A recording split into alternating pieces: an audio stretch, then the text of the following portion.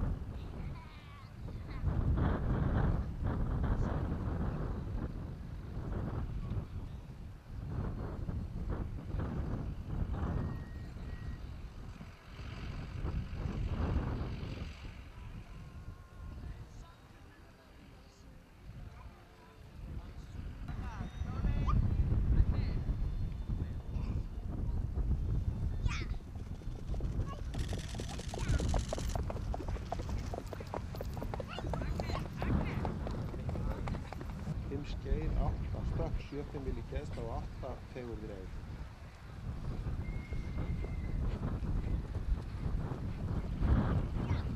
Klakkur Hofi, 8.5 tölt, 7 brokk, 7.5 skeið,